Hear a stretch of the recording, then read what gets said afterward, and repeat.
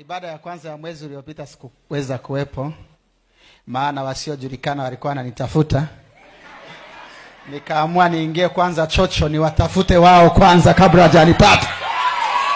Na nimekuja na habari njema, wasiojulikana mwezi wa 8 hatuna kabisa hata mmoja.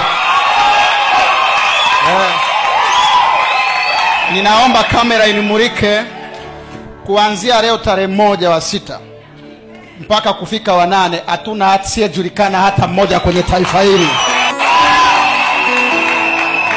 Kwa hiyo sasa unajua wakikutafuta inabidi uwatafute. Nimewapata na nimewapiga na hukumu ya Mungu iko juu yao tayari. Kwa nikupe uhakika kabisa kwamba hizi takataka zinazotaabisha Watanzania hatutaziona tena katika jina la Yesu. Hii uhakikisha inakwenda mtandaoni. Mimi sichezi kamari. Nikisema ngumi zitapigwa CCM wote mnaziona sasa.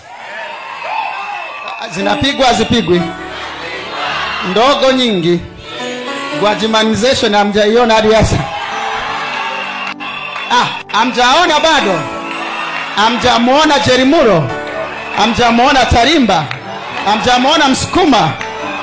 Hamjamuona ile kenge wa Zanzibar? Mtu mmoja aseme mwambie jirani yako watu wanaona wewe. Mwambie wewe ndo mjinga unasubiri mambo yatokee. Wenzako tunaishi mbele ya muda, huwa tunakuja kuwadokeza waliochelewa. We.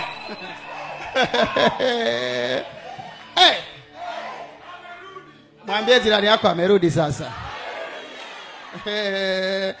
Ni kuhakikishie au wasiojulikana watafutika.